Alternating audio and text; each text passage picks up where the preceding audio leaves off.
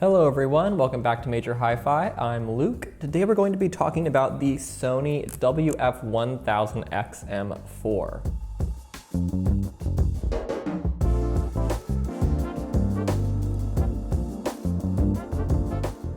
So these run for $279, though they've recently been marked down to $249, I believe. These have gotten a lot of buzz. A lot of people think that they are the best true wireless earbud out there.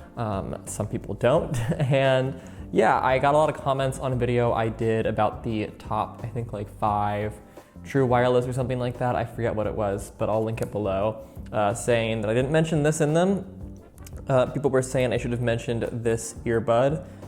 So I figured I'll do a review on it by itself and we'll talk about it, and I'll also compare it to a couple earbuds in that price range. So let's go on ahead and take this out of the box and talk about it. All right, so packaging for this is kind of interesting, very bare bones, does not suggest luxury, honestly, but that's not a problem. It does not have a random rubber band on it. That's just because this has already been opened and I needed it to stay closed for a second. All right, so per usual, let's get the rest of this stuff out of the way before we talk about the earbuds, you know, the thing that you actually care about. This comes with nothing much. It's literally just a little USB-C cable to charge the case with, and just 2 sets of ear tips. Oops. But it comes with a set of small and large ear tips along with a set already in the earbuds right now. These are interesting ear tips because they are foam, I think, some sort of foam material, but then they have sort of a more normal attachment. A lot of foam ear tips you kind of have to squish on there and they get all beat up while you're putting them on your earbuds. So I like these ear tips a lot. They create a great seal for the most part. We'll talk about that later. And then of course there's an instruction manual. We don't need to read that. What if my video was just me reading you the instruction manual? That was my review. So here we have the earbuds themselves. They come in this case. It's just like kind of any pair of Bluetooth earbuds you've ever seen. First thoughts that I have when I saw these are that they are large. They are a large pair of earbuds. They remind me of a non-Bluetooth pair of earbuds I reviewed. The Audeze Euclid is also similarly shaped and sized to these. That's an IEM. It's a very different price range, different application, but if you want to watch my review of those to sort of see, just because they are similar looking and they are both these very bulky types of things. Of course, this is not for no reason. It's because the driver type you're using, it needs this casing. It needs to be, you know, the size that it is to deliver the sound that it does. But every design choice has an advantage and a disadvantage, and I think that that is definitely somewhat of a disadvantage is the size of these. You know, due to the size, I can't say that I was expecting them to be comfortable. Like when I saw these, my first thought was just, oh gosh, these are going to be a pain to wear, and I'm gonna have to wear them for a good while to review them. I was surprised at how they feel. They are not that uncomfortable whatsoever, actually. They're just about as comfortable as most true wireless earbuds on the market, so that's good. That was a surprise. They definitely are bulkier though. They take a little bit more time to get locked into your ear. But once they're there, I didn't have any problems. Occasionally they sort of slipped out of place and started to rub up against my inner ear in a way that was uncomfortable and fatiguing, but I just popped them right back to where they needed to go and it wasn't a problem. But yeah, they would say they're not quite as comfortable as other Bluetooth earbuds I've tried, even other bulkier Bluetooth earbuds, but not by a large margin. They'll be fine for most people unless you're someone who has known issues with earbud fits. Looks-wise, there's not much to say about these. I mean, they're large, which doesn't totally help with like the chic, sleek, you know, style that's very in right now, but they do fine. I mean, it's just a matte black earbud. They don't really look as luxurious as I feel like other sort of $250 to $300 earbuds these days do look. You know, there's no shiny backing going on. We've got this little copper kind of bolt thing on the back. I'm not mad at the looks of them. I'm just like, okay, they're fine. I feel like I'm being so harsh right now. But I don't know. I feel like, you know, $300 or $250 for a pair of earbuds is definitely a good amount of money. I wouldn't mind a little bit more style. However, an earbud that goes for a very bare bones, no frills look does indicate that sound was the priority. They're not trying to placebo you into liking it. So in a way, there's actually something to be said for earbuds that don't try too hard on the style front. The XM4 offer 8 hours of battery life with noise canceling activated. They use 2 noise sensing microphones in addition to Sony's integrated processor V1 to achieve maximum noise cancellation. The left ear can be tapped to activate ambient noise while the right ear is used for noise cancellation. And speaking of noise cancellation, these are impressive, to say the least. These are definitely some of the best noise canceling that you can get on the market right now. I had trouble getting a perfect seal with them sometimes, partly because of their size and their shape. I wasn't always able to get them to do that kind of like really tight lock into my ears. Like I said, the ear tips are really good, so that helps. The ear tips really do offer you a fair amount of sealing, but I was never able to quite get them to really do that like suction kind of sensation on my ears, but it didn't seem to matter with the noise canceling. I thought it would. I thought it was going to degrade the abilities for them to noise cancel, but they did not have any issue. I mean, they totally drown out like any background noise, and if there's like voices or car horns or something like that, of course you're still gonna hear those, but they're gonna be super thinned out and way less jarring or apparent whatsoever. They're definitely on par with AirPods and stuff like that that really does great on the noise canceling front. So yeah, let's go ahead and talk about how these sound.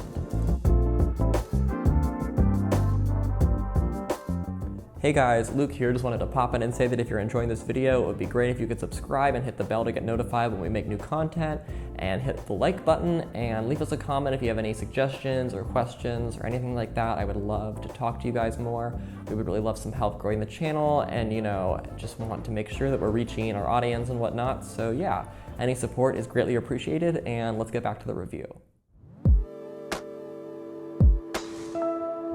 All right, so when it comes to imaging, these are pretty darn impressive. That's maybe one of their most impressive qualities, is the separation and width that these offer, and their depth is all pretty hard to beat. Like, there is great sound separation on these, especially for a Bluetooth earbud. You get the ability to really hear every single element. There is a lot of air between layers, and there is definitely a feeling of sort of performance, a feeling of live in-person feel, especially with already live recordings. It does an amazing job translating that. And the sense of space, the sense of depth is very realistic. It's very immersive, and just overall creates a satisfying, exciting sensation with listening to music that makes you really want to engage with it. I will talk about how these compare to some competitors with imaging, but they definitely do have a pretty hard to beat ability, just a lot of width going on. It's an immediately apparent advantage of these when you put them on. Definitely going to probably do a better job than your average pair of Apple headphones or something like that. It's a definite upgrade from most true wireless sound stages.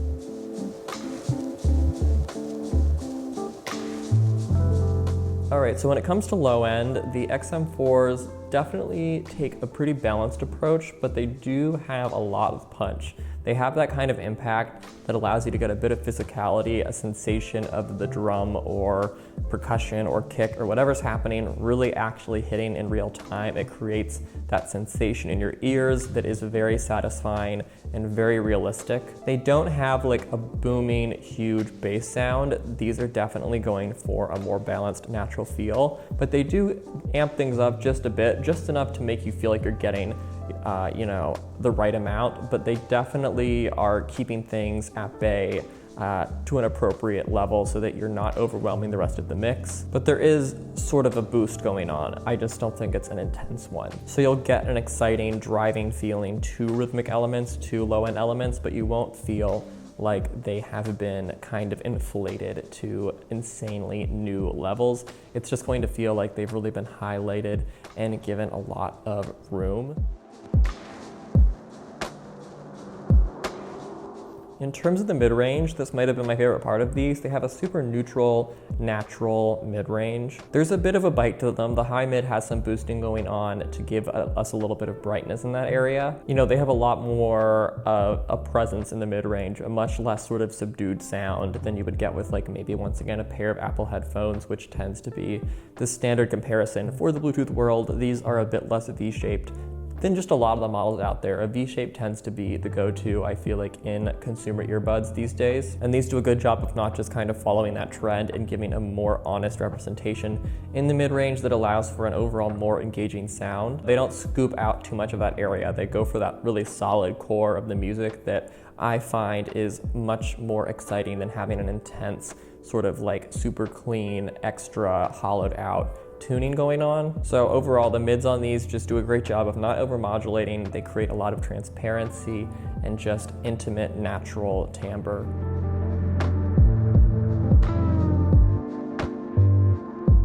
All right, so when it comes to high end, this to me felt like the only part of these headphones that didn't fully hit it out of the park in the realm of natural, sort of organic, transparent feel. It still got pretty close. It definitely still did that to a fair extent, but just compared to, I feel like, how on point the lows and the mids were, the high end did not sell me quite to the same level. I feel like with Bluetooth earbuds, the high end is hard to get right because with the codecs, even though they are getting much better, I feel like high end tends to be the most expository part of the frequency spectrum when it comes to Bluetooth sound quality degradation.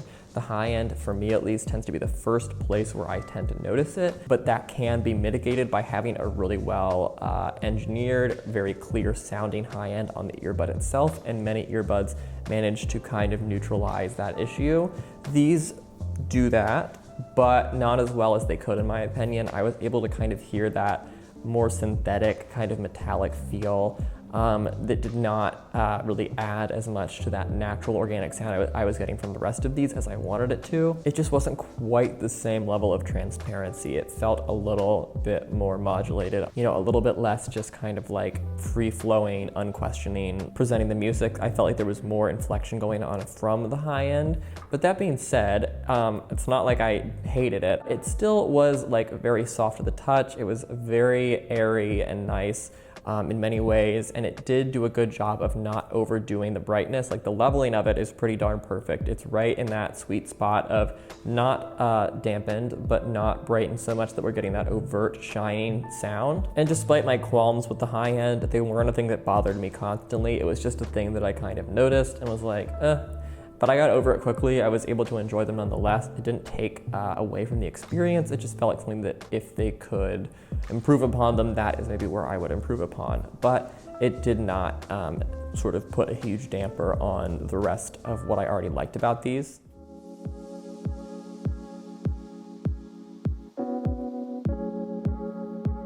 All right, so let's do some comparisons. I have the Bowers & Wilkins PI7, and I have the Sennheiser Momentum True Wireless 2. The PI7 are a little bit more than the XM4. They are $399.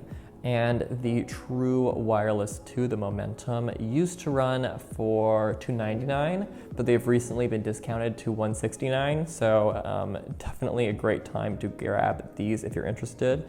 But let me talk about how these both compare to the XM4 because they are two of the more popular true wireless models, especially if you're looking to get like the top tier, top of the line ones. These tend to be the three names mentioned the most in my experience. So compared to the XM4, the PI7 did what I expected. It has a much stronger low end. It's got a much more rumbling and booming sound. For me, the PI7 is definitely hallmarked by its bass response, which is pretty darn big. So that does offer you a bit more, intensity and cinematic feel in that realm. It also means that there is less balance and a bit more of an overwhelming low end than you're gonna get on the XM4, which has a lot more of kind of a at bay, versatile low end compared to the PI7. The PI7 doesn't have quite the intensity of brightness that the XM4 does. It's a little bit more dampened, just slightly in the high end, and then definitely has less of a bite in the mid-range. The PI7 is more smoothed out in this area, partly to make room for that big low end. And I would say soundstage-wise, these two are about on equal footing, but the PI7 is occasionally weighed down by its low end, but sometimes it's also lifted up in certain ways by having that more intense bass sound to it. In terms of the Momentum 2, it kind of felt like a midpoint between the PI7 and the XM4 in many ways.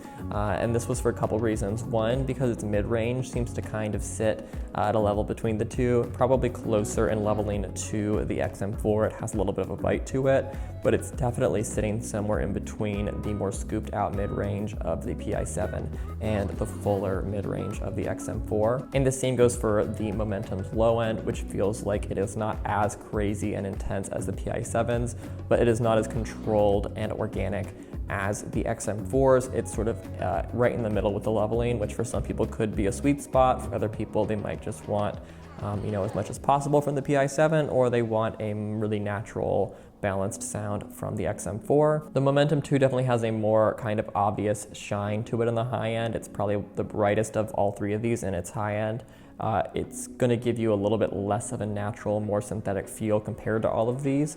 It does feel a little bit cleaner at times, maybe, but it is just a good amount more intense. If you want a really bright sound in the highs, then the Momentum is going to serve you well. But if you want a softer touch, then I would go for the XM4, or you could even go for the PI7 if you want that slight dampening. And then I actually found that the Momentum at times had a bit more width in the imaging than the XM4 does. However, the XM4 definitely had it beat in terms of depth. The XM4 feels like it gives a bit more of a back and forth feel than the Momentum does, and probably a little bit more than the PI7 for that matter. All right, so those are my thoughts and comparisons for the Sony WF-1000XM4. Overall, I see why people sort of hail this as a holy grail wireless headphone. Do I think that that is what it is?